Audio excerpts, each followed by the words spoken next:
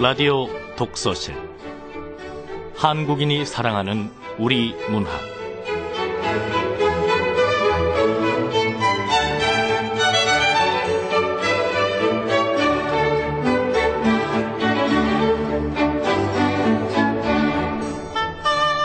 안녕하세요. 아나운서 김경란입니다. 사우가 이신의 바회에 셔는 소리 느면한 것이 반가운겨 풍상을 겪어도 여위는 줄 전혀 없다. 어찌 타 봄빛을 가져 고칠 줄 모르느냐. 동리에 심은 국화 귀한 줄 네 아느냐. 춘광을 번패하고 엄상에 혼자 피니 어집어 청고한 내 벗이 다만 니엔가 하노라. 조선시대 광해군 때의 충신이었죠. 이신의가 지은 사우가 앞부분 두 소절입니다. 당시에 인목대비의 폐비 사건을 보면서 지은 시라고 하는데요. 이 시에 등장하는 국화도 사군자 중에 하나죠. 우리나라에서는 옛부터 이 국화가 의를 지켜 꺾이지 않는 선비의 정신과 같다고 했는데요. 요즘 여기저기 국화꽃 축제가 많이 열리고 있습니다. 이 국화꽃만큼 향기가 진한 꽃도 흔치 않은 것 같죠. 1년에 한 번쯤은 국화꽃 향기에 흠뻑 취해보는 것. 흔들리지 않고 1년을 살아온 나 자신에게 주는 선물로 삼아보면 어떨까요?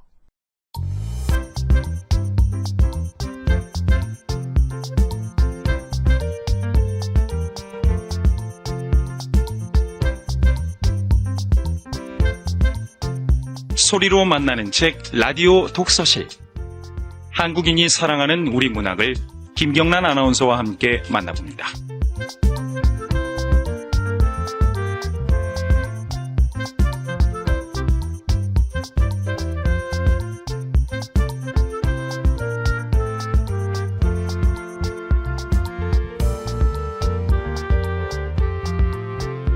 KBS 라디오 독서실 한국인이 사랑하는 우리 문학, 한국 문단의 화제를 몰고 왔던 문학상 수상작들을 소개하고 있습니다. 오늘은 2011 오영수 문학상 수상작인데요. 올해는 전성태 작가의 국화를 안고에게 이 수상의 영광이 돌아갔습니다. 전성태 작가는 1994년 당모리로 실천문학 신인상을 받으면서 작품 활동을 시작했고요. 출간한 책으로는 매항, 국경을 넘는 일, 여자 이발사, 늑대, 길에서 만난 세상, 소를 줍다 등이 있습니다. 2009년 채만식 문학상, 2000년 신동엽 창작상, 2010년 무역문학상, 2011년 오영수 문학상을 수상했죠. 작품 소개한 후에 전성태 작가와 이야기 나눠보겠습니다. KBS 라디오 독서실 한국인이 사랑하는 우리 문학, 전성태 작가의 국화를 안고 지금부터 함께 하시죠.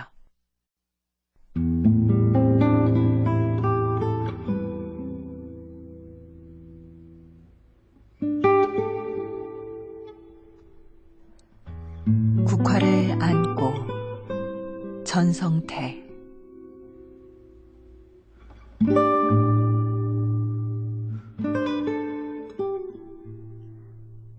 여자는 거실 창가에 앉아 뜨거운 차를 마셨다. 찻잔에 입바람을 불 때마다 어둠이 여자의 등 뒤에 뿌리를 둔 어슴푸레한 기운이 소매에 앉은 분필가루처럼 조금씩 불려나가는 것 같았다. 사택 앞마당에선 가로등 불빛 주변에 성긴 눈발이 나부꼈다. 학교 운동장이며 민가 지붕들이 윤곽을 지으며 눈 속에 묻혀 있었다. 만월이 그려놓은 밤처럼 풍경은 비현실적으로 보였다. 두렵지만 않다면 그녀는 이런 비현실감도 좋았다. 그녀는 국화차를 한 모금 천천히 넘겼다.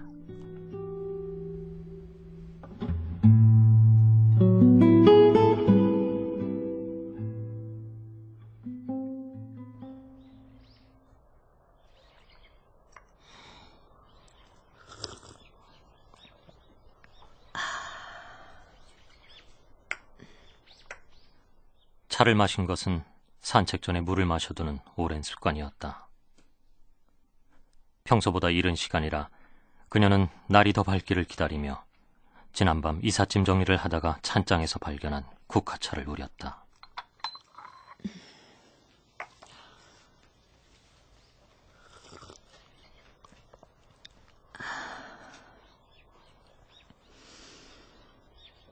밤이라고도 새벽이라고도 할 수 없는 시간.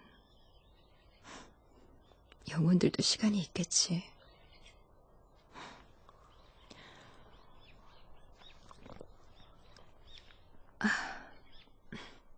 아직도 시간은 애매했다. 산책이라면 깊은 밤에도 즐기는 편이지만 오늘은 산책이라기보다 외출에 가까웠다. 여자는 어젯밤부터 이상스레 영혼들의 시간에 집착했고 그러자니 날 바뀌는 시간이 자정이 아니라 새벽인 듯만 싶었다.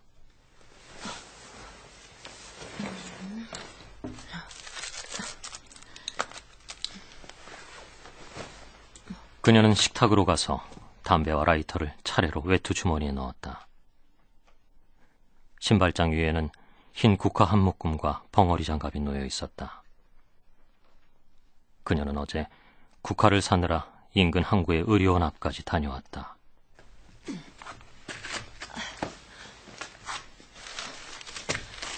등산화를 조여시는 그녀는 장갑을 끼고 국화다발을 들었다. 현관 벽에는 새 달력이 걸려 있었다. 7일에 동그라미가 쳐져 있었다. 이틀 전 날짜였다.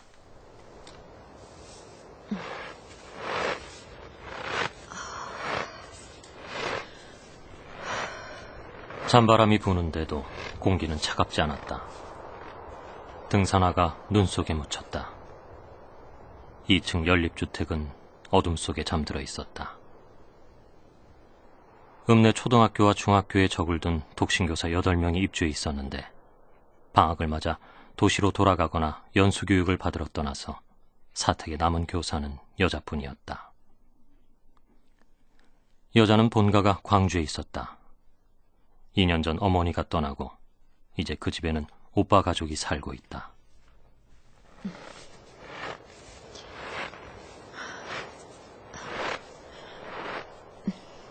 여자는 초등학교 탱자 울타리를 따라 골목을 내려갔다.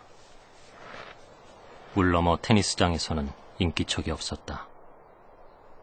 가끔 그녀는 울타리에 걸리거나 골목으로 넘어온 테니스 공을 주워서 아무도 없는 코트로 던져놓고는 하였다.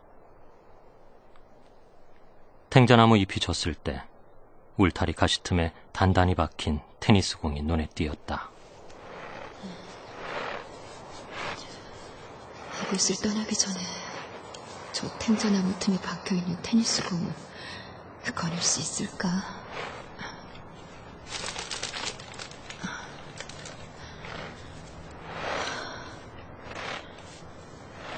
탱자호를 지날 때면 그 공이 문득 생각났고 공은 이제 엄두를 못 내고 있는 숙제처럼 가슴에 얹혀 있었다. 5년째 오르내린 길인데도 눈에 묻힌 길은 처음 걷는 길마냥 낯설었다. 탱자 울타리가 끝나고 민가가 나타났다.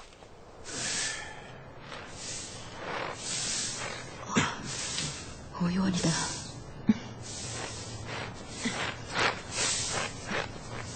오 의원은 병원 앞을 비지라는 일로 일과를 시작했는데 여자는 왠지 그 집 앞을 지날 때마다 남의 영역에 들어선 짐승처럼 조바심이 나서 저도 모르게 종종 걸음을 쳤다.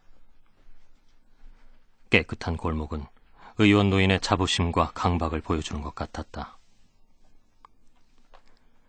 비록 다 키운 딸 하나를 잃었지만 그는 두 아들을 의사로 길러냈다.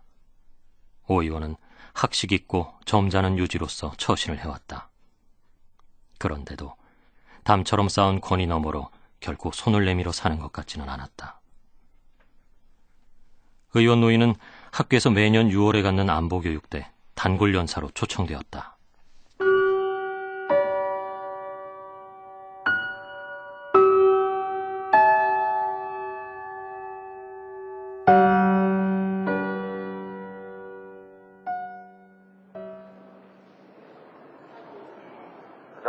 한국전쟁 때 군의관으로 참전했습니다.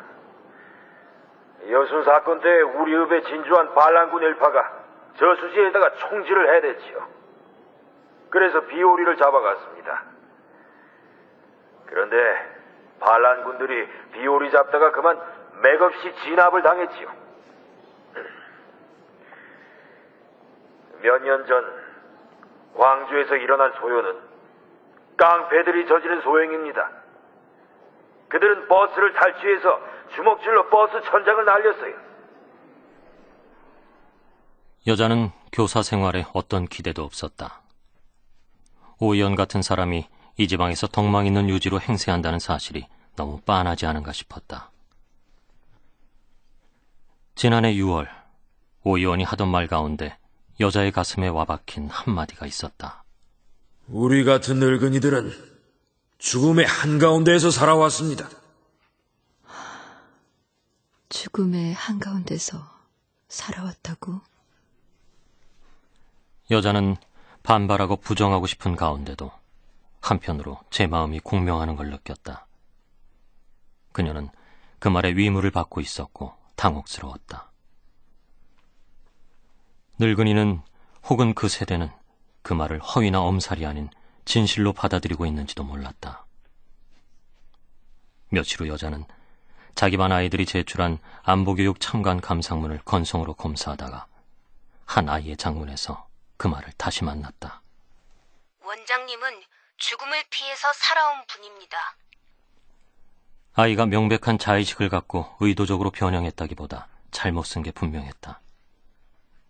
여자는 아이를 불러다가 첫 문장을 왜 이렇게 썼는지 물었다. 이 첫 문장 왜 이렇게 썼는지 선생님한테 말해주면 안 될까? 죽은 사람은 절대 안 돌아와요. 그건 아주 어렵게 살아왔다는 소리야. 말하다 말고 여자는 주체할 수 없는 연민에 아이를 끌어안았다. 그래. 선생님, 왜 이러... 우리가 애타게 불러도 죽은 자는 돌아오지 않아. 선생님...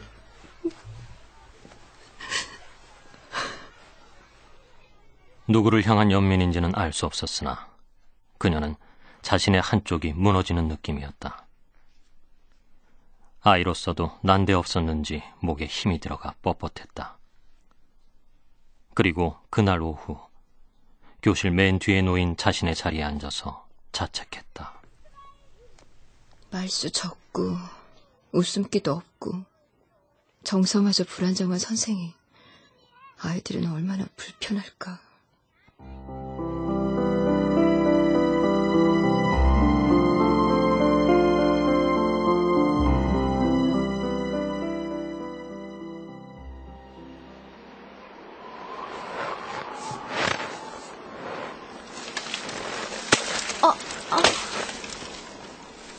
베란간 오이원집 담 너머에서 간짓대가 오르더니 히말라야 시다 한 가지에 쌓인 눈이 무너졌다.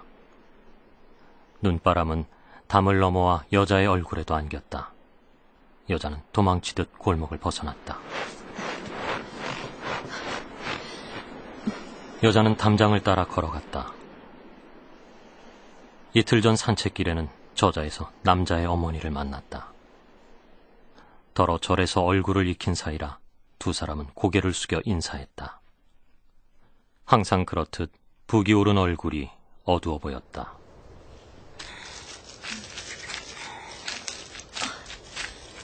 안녕하세요. 이렇게 일찍 무슨 일로? 아들놈 제사상 차리느라고. 아, 예. 제가 들게요. 아유, 아니요. 어여지고 산보 값에 손에 뭘 들면 그게 운동인가 일이제. 날이 많이 풀렸어요. 소환이 지났으니까. 그래도 그늘간 눈이 엄청 퍼붓는다 안 하던가요. 그도 걱정스럽네. 그러게요.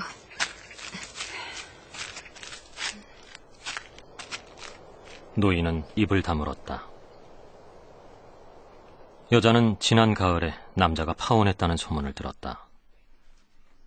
그에게 영혼 결혼식을 올려준다는 소식을 듣지 못했던 터라 공양주 보살한테 파혼 얘기를 듣고는 깜짝 놀랐다. 혼처는 18에 죽은 오이원집 딸이었다. 그녀는 그와 연애라도 한 처녀처럼 상실감을 느꼈다.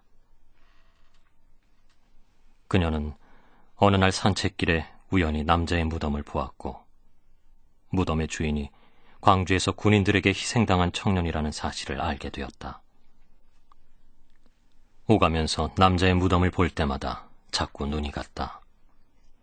불편한 마음이 맺혀서 풀리지 않았다.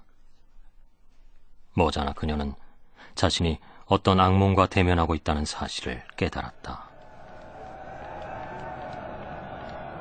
7년 전 그녀는 대학생이었다. 그의 사륙은 그녀한테 아무 피해도 없이 지나갔다. 그런데도 교정은 물론이고 도시 전체가 어떤 상중처럼 그녀의 가슴을 짓눌렀다. 졸업과 함께 이 지방으로 발령을 받았을 때 그녀는 잠시 해방감을 맛보기도 했다. 그러나 그 마음은 오래가지 못했다.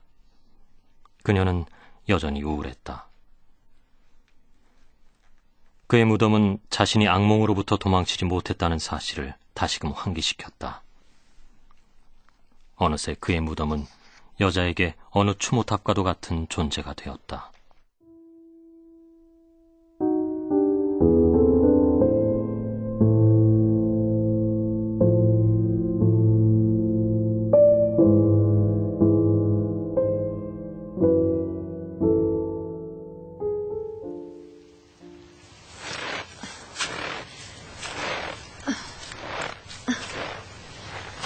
여자는 산길을 올랐다. 암자는 한 길에서 채 300여 미터도 떨어지지 않은 산 중턱에 있었다. 그녀는 암자에 거주하는 공양주 보살에게 남자가 왜 망월동에 묻히지 않았는지 물어본 적이 있었다. 왜 망월동 안 묻히냐고? 네. 그때 피해당한 사람들은 다들 망월동에 묻혔잖아요. 아휴, 글쎄, 종상으로 병원에서 이틀을 누워 지내다가 죽었다지. 그래서 그냥 선상 근처에다가 둔 모양이야. 교사들 사이에서 들은 말로는 오 의원이 유족들에게 망월동행을 만류했다는 소리도 있었다. 불가사의한 일은 저번 파혼을 주장한 당사자가 오 의원집이라는 사실이었다. 홀린 날을 잡고 나서 그 집 부인이 시름시름 앓았고 중매로 나선 점쟁이가 이르기를 신랑에게 여자가 있어서 딸의 영가가 동티를 낸 거라 하였다.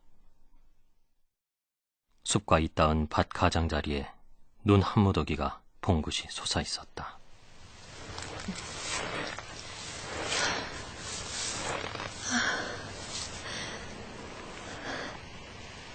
그 사람 무덤이다. 그녀는 가슴이 벅차올랐다. 만난 적은 없지만 그리운 사람이 비밀처럼 누워 있었다. 여자는 숲길 끝에 서서 숨을 골랐다. 그녀는 흐득 흐느낌처럼 숨을 토해내고 밭둑으로 내려섰다.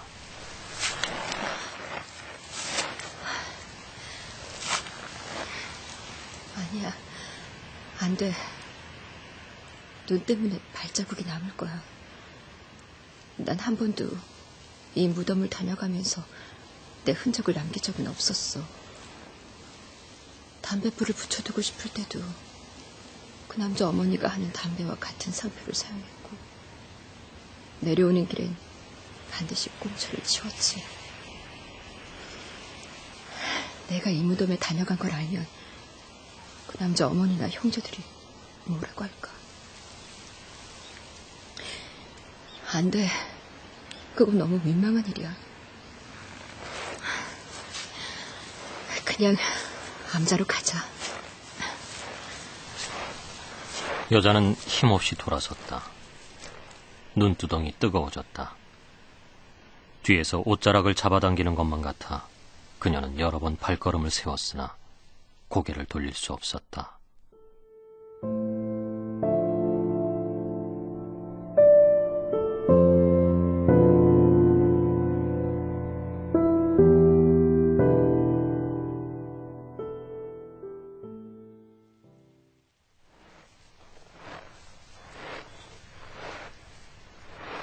풍경 소리가 희미하게 들려왔다.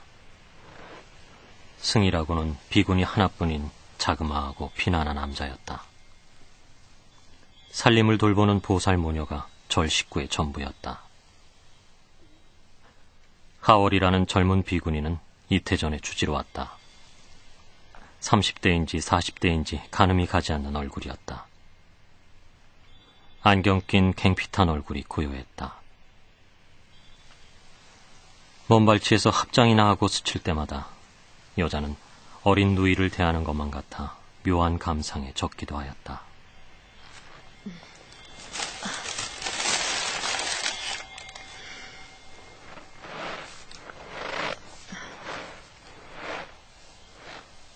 여자는 젊은 돌계단 한편에 국화를 올려놓고 마당으로 들어섰다. 관음전 오르는 마당까지 눈을 치워 오솔길이 나 있었다. 승방 딸린 왼편 요사 정죽간에서 김이 모락모락 새어나왔다. 박 선생. 예, 보살님. 아유, 춥지. 이리 들어와. 아유, 아궁이불이 따뜻혀. 네.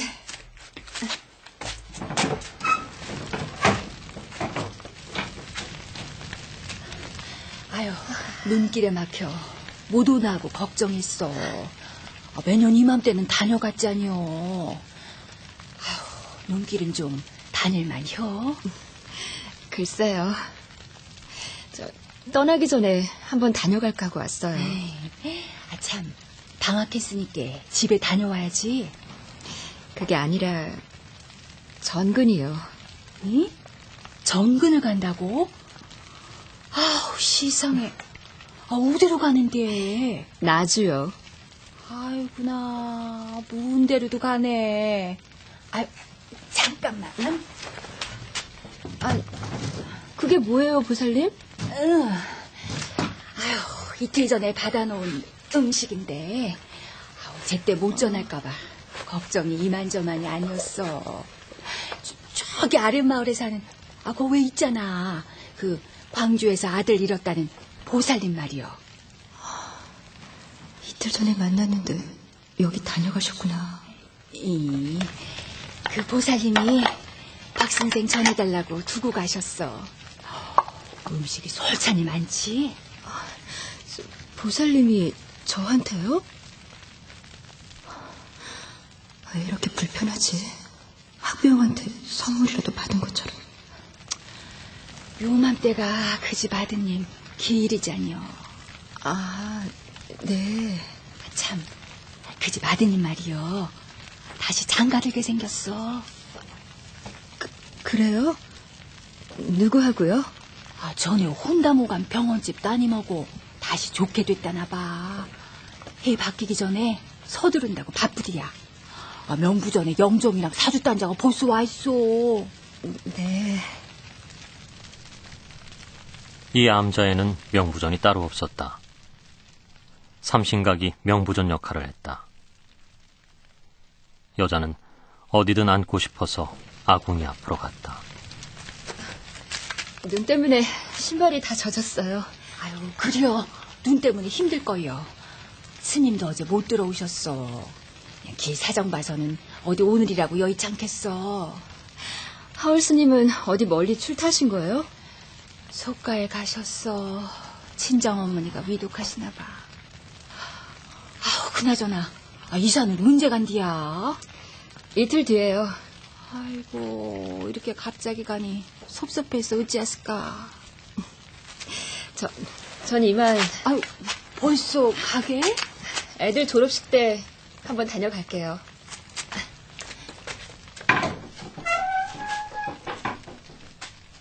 여자는 돌계단을 내려와 국화를 챙겼다.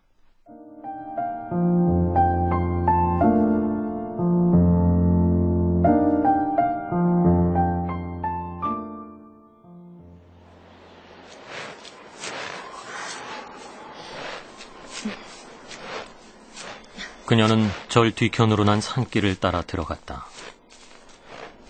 여자는 남자와 오연집 딸을 사진으로 본 적이 있었다. 그녀가 몸담은 초등학교 졸업생들이라 서무과에서 졸업 앨범을 뒤적거려 쉽게 확인할 수 있었다. 두 사람은 4년 차이를 두고 졸업했다. 서로 존재를 아는 사이인지도 몰랐다. 남자는 빡빡머리에 그저 순진해 보이는 소년이었고, 반면에 브라우스 차림을 한 소년은 한눈에 봐도 곱게 자란 티가 났다. 그 사진으로는 청년으로 자란 두 사람이 그려지지 않았다. 살아있다면 이제 막 31와 27이 되었을 것이다. 신부는 그녀보다 한 살이 어렸다.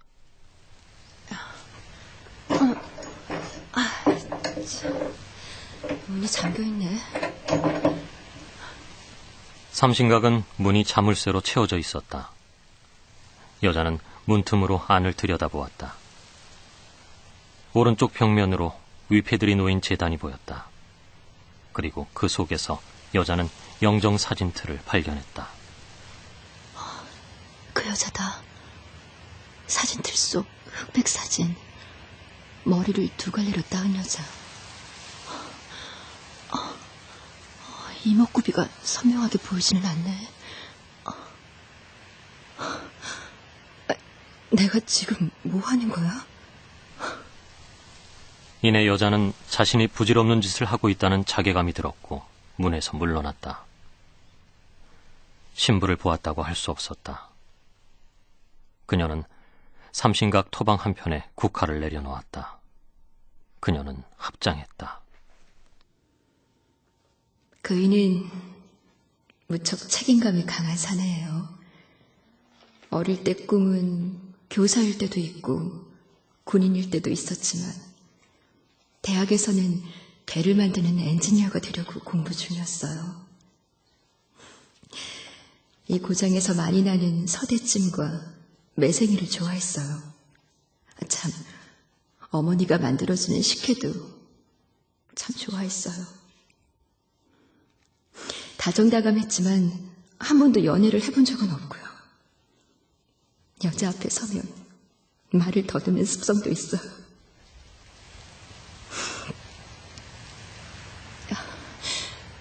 목숨 걸고 사랑해본 당신, 부디 행복하길 빌어요.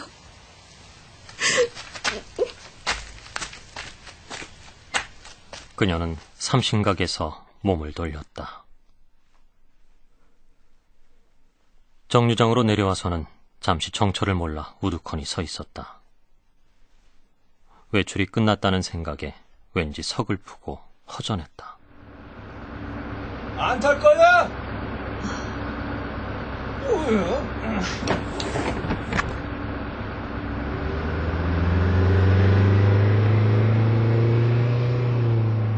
작별 인사를 나눌 사람들이 더 남은 것 같은데 그게 누군지 모르겠어. 아무도 없어. 머지않아 그녀는 아무도 없다는 사실을 깨달았다.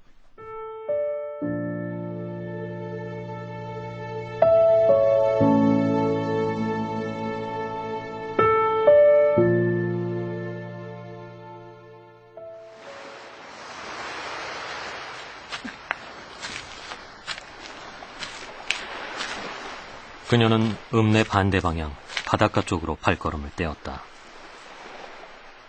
염전에서 할머니와 함께 단둘이 사는 아이는 지난주에 과학 캠프에 참석하느라 인근 도시로 떠나고 없었다. 그녀는 사비를 털어 아이를 그곳으로 보냈다. 이사 날짜가 잡혔을 때 여자는 졸업기념으로 뭔가를 사주고 싶었고 이내 따로 돈을 챙겨주는 게 낫겠다 싶어 봉투를 만들어서 주머니에 넣었다. 그런데도 며칠째 발걸음이 선뜻 떨어지지 않았다. 그녀는 30분을 농로로 걸어 염전에 닿았다.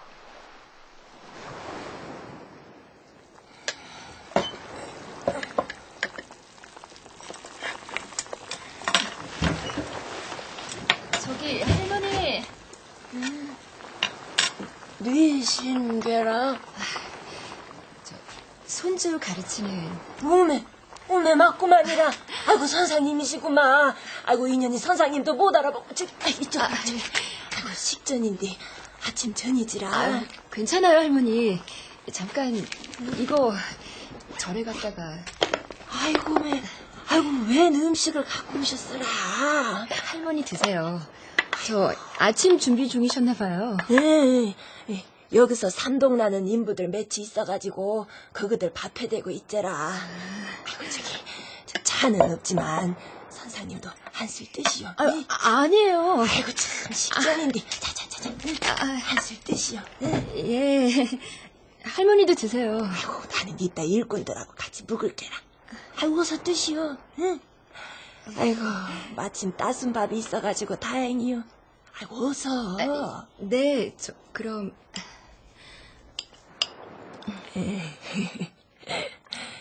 저기 선상님, 그놈한테서 편지가 다 왔단께요. 네. 탁 영에 즉것 써라. 갸가 내 품으로 온 뒤 떨어진 건 처음이지라. 저한테도 편지가 왔어요. 그래라. 아이고, 여튼 갸는 선상님을 딱 지애미처럼 여기니까요. 아이고 불쌍한 거. 금세 노인이 틀고 앉아 치맛자락으로 눈구석을 훔쳤다. 불편한 자리였다. 노인은 그저 아이 장례 걱정뿐이었다. 여자는 교사로서 할 수 있는 위로와 격려의 말을 건넸다. 이런 자리가 왠지 여자는 신물이 났다. 여자는 전근 소식을 전하고 싶은 마음마저 잃었다.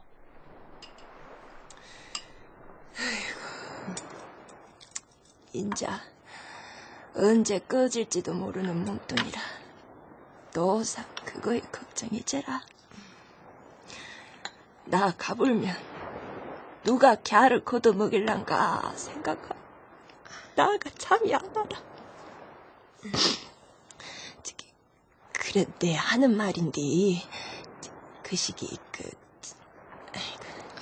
무슨 전혀 선상님한테 할 소리는 아니요만 갸를 아들로 삼으면 안 되겠어. 아이고 어메 괜찮으시오? 아이고 나가 실도없는 말을 했나 보네. 아이고 괜찮으시오? 아직 정정하신데 무슨 말씀이세요?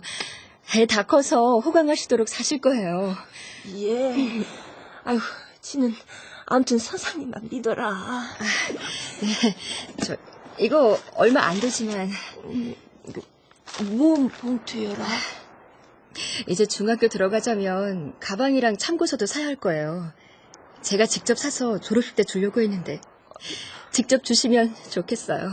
아이고 선생님도 참말로.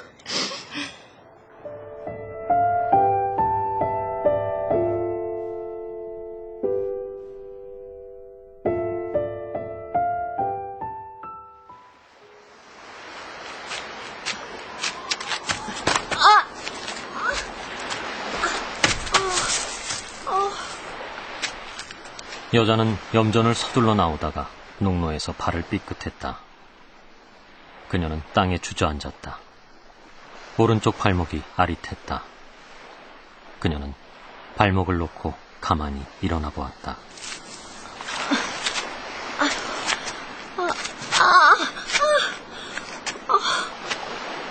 오른 발목 바깥이 딛기 힘들 만큼 당겼다. 발을 디딜 때마다 통증이 전류처럼 허리로 타고 올랐다. 그러나 점차 그녀는 개운한 느낌에 사로잡혔다. 제 몸이 제 몸 같다는 느낌. 통각은 몸을 깨웠다. 여자는 읍내로 들어 절뚝거리며 오 의원을 찾아갔다. 처음 방문이었다. 발이 많이 부었구만. 어디? 곧 퍼렇게 멍이 들 게야. 발을 높이 두고 자요. 돌아다니는 건 안 좋아. 자, 정 힘들면 아스피린 드시고 염자가 생기면 안 되니까. 며칠 나와보시오. 붕대는 풀지 마세요. 딸 얘기를 꺼내서 오 의원이 고통스러워하는 걸 보고 싶다. 어쩌지? 그럼 이만 가보겠습니다. 좀 걸을만하오. 네. 산 것도 없고 죽은 것도 없는 시절이지. 네? 눈 오는 거 보자니 그렇다는 게요. 여자는 제 심사가 얄미워서 마음이 울적해졌다. 노인은 여전히 현관에 서서 어린 것을 배웅하는 사람처럼 서 있었다.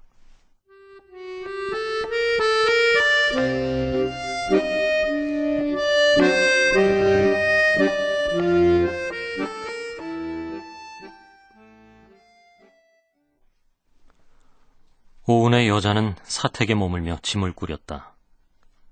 일기장과 편지가 라면 상자를 반이나 채웠다. 여자는 상자를 들고 학교 소각장으로 쩔뚝거리며 갔다. 오래전부터 발을 전 느낌이 들었다.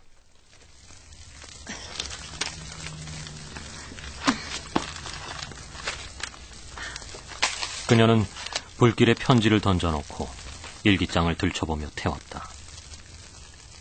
그의 생활기록부를 찾아본 이야기, 무덤을 다녀오고 먼 발치에서 그의 노모를 만난 이야기, 그리고 읍 사람들이 남자에 대해 하던 이야기들이 기록되어 있었다. 그녀는 5권의 일기장을 불길에 던졌다. 그리고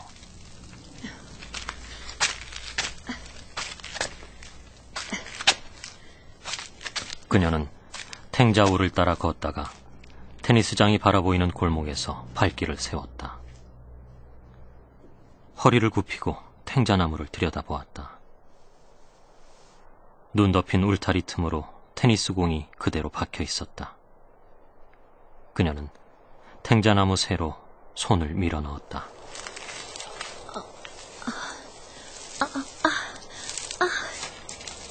가시가 손등을 찔렀다. 그녀는 신음을 뱉으며 손을 빼냈다. 손등에 핏방울이 맺혀 올랐다. 그녀는 다시 울타리에 손을 집어넣고 눈을 감았다.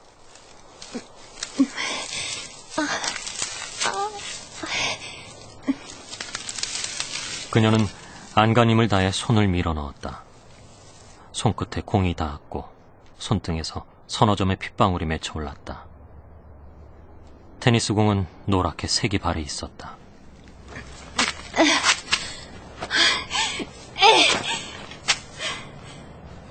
공은 테니스장으로 떨어져 가뭇없이 눈 속에 박혔다.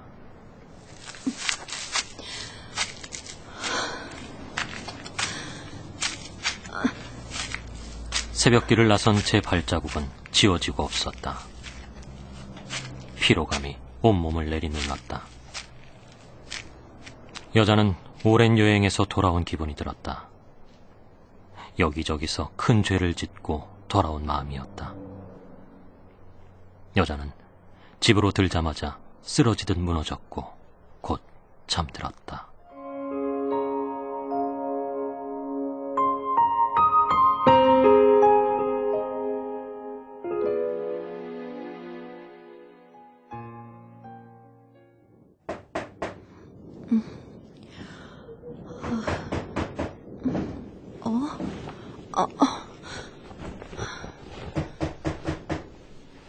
누군가 문 두드리는 소리에 눈을 떴을 때는 사위가 어둠에 묻혀 있었다.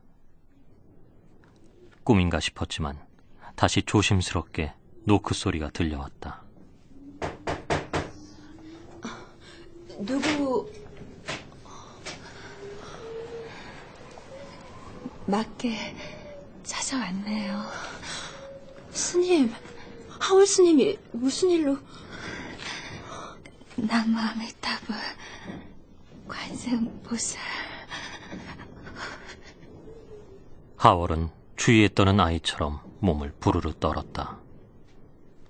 야윈 얼굴이 파리했다. 여자는 손님을 방으로 맞아들였다. 이불을 끌어다가 몸에 둘러주었다. 손님은 이불을 여미고 몸을 잔뜩 웅크렸다. 스님, 내 도신 좀 봐. 마실 건 내올게요. 여자는 황급히 몸을 돌렸다. 국화차를 내왔을 때 하월은 모로 누워 눈을 감은 채 앓는 소리를 냈다. 많이 힘드셨나 보네. 여자는 이불을 당겨 여며주었다. 이내 하월은 잠이 든 것 같았다. 여자는 손님을 가만히 들여다보았다. 입술이 파랗게 얼고 부르터 있었다. 안경 너머 왼쪽 눈 아래에 작은 점이 있었다. 눈물점이 있으면 울 일이 많다는데.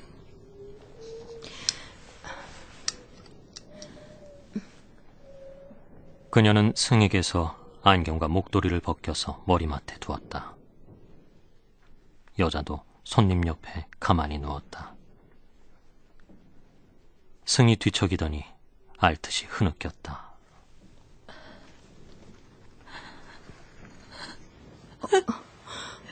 스님. 스님.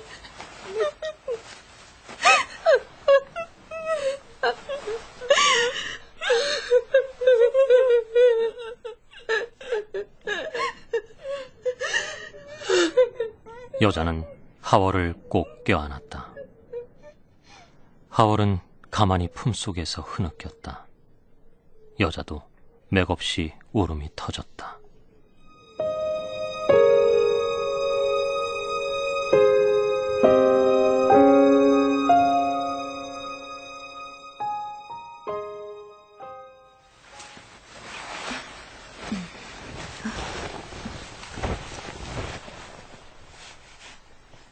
이부자리 쓸리는 소리에 여자는 설핏 잠에서 깨어났다. 하월이 어둠 속에서 옷을 여미고 조용히 일어섰다. 여자는 다시 눈을 감았다. 손님이 거실을 가로질러 신발을 더듬어 신고 문을 나설 때까지 여자는 숨소리마저 삼키고 가만히 누워 있었다.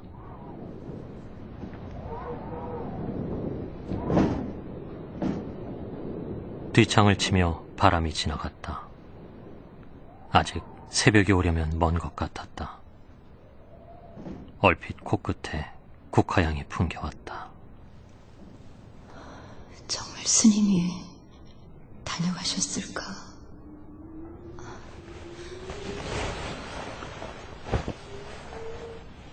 여자는 생시인지 꿈인지 의문스러웠다. 여자는 이불을 어깨까지 끌어올렸다. 이불의 온기와 익은 촉감이 생생했다.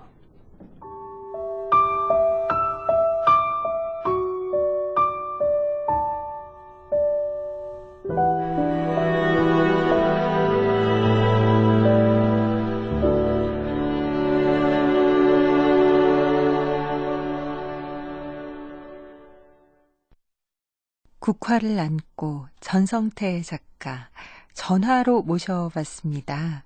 안녕하세요, 작가님. 네, 안녕하세요. 네, 반갑습니다. 네. 아, 국화를 안고 이 작품으로 오영수 문학상을 수상하셨어요. 축하드립니다. 예, 감사합니다. 전혀 사실 이 처음 작품을 만나기 전에 이 여자랑 그 광주 민주화 운동을 하다 사망한 그 남자가 서로 아는 사이라고 생각을 했는데 깜짝 놀랐어요. 그게 아니더라고요. 아, 예, 그렇습니다. 그 무덤, 광주 민주화운동하고 관련된 남자의 무덤이 이제 이 여자의 기억과 닿아 있는데 실질적으로는 둘이 그렇게 만난 사이도 아니고 그렇습니다. 그래요.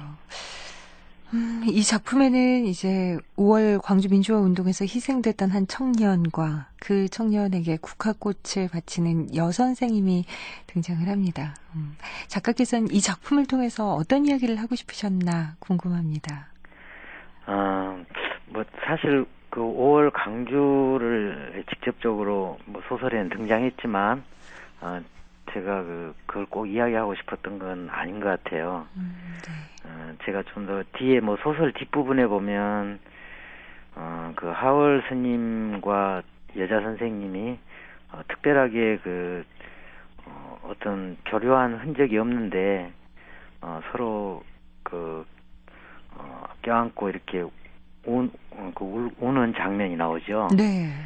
이제 그것처럼 저는 죽음이라는 것들을 이제 매개로 해서 자신하고 타인에게 내려진 고통이나 통증 같은 것을 어떻게 하는 얘기를 쓸 수 있을까? 이런 쪽으로 좀 관심이 있었던 거고, 굳이 사회적 죽음이 아니더라도, 개인의 어떤 죽음들도 이렇게 공명하는, 통증을 공명하는 방식, 이런 것들을 좀 다뤄보고 싶었어요. 그래요. 저는 이런 생각도 들었습니다. 이 작품에 등장하는 여선생님의 마음이 아마 우리의 마음이지도 않을까 그런 생각을 해보게 됐는데 이 광주 민주화 운동에 대해서 직접적으로 쓰려는 마음까지는 아니었을지 모른다라고 말씀을 하셨지만 그래도 어떤 역사 현장에 저희가 그 시간, 그 순간에 함께 있지는 못했지만 어떻게든 그걸 좀 기억하고 싶은 그런 마음도 다 가슴속에 품고 있지 않나 그런 생각이 들었습니다. 혹시 전성태 작가의 마음이 이러신 건 아닌지 또 궁금해요. 예, 전혀 또 틀린 말씀은 아니신데요. 어쨌든 제가 이 소설을 한 2년 전 겨울에 썼어요. 네. 그때 그에 좀 사회적인 죽음들이 좀 많았었죠. 네. 대통령 서거도 있었고. 그렇죠. 그때 아마 제 마음 상태가 그랬던 것 같아요. 아까도 잠깐 이야기했지만 어떤 통증을 좀 나누고 싶었는데 그 방법이 없을까. 그래서 저 나름대로는 남과 함께 이렇게 공명하고 거의 기억이 될 수도 있고 상처가 될 수도 있겠지만 그런 글쓰기가 가능할까 그런 고민을 많이 했는데요. 아무튼 그런 시도를 해본 소설이었습니다. 네. 이 작품으로도 좀 울림이 와닿았지만 작가의 이런 이야기들을 듣고 나니까 어떤 마음으로 이 작품을 쓰셨나 듣고 나니까 더 뭔가 작품에 대한 의미가 깊이 다가오는 듯합니다. 작가님 요즘에는 어떤 작품 집필하고 계신지요? 단편도 쓰고 있고 또 이제 연작을 여름부터 이렇게 작업하는 연작 소설들이 있는데 그것도 다듬고 있어요. 아주 조금씩 하고 있습니다. 네. 이렇게 찬찬히 작업을 하고 계시고 저희들 곧 있으면 또 작품 만나볼 수 있겠죠? 네. 네, 오늘 좋은 말씀 잘 들었습니다. 말씀 감사합니다. 예, 안녕히 계세요. 네. 지금까지 국화를 안고의 전성태 작가와 함께 이야기 나눠봤습니다. 손철주님의 옛 그림 보면 옛 생각난다 중에 소리에 관한 구절이 나옵니다.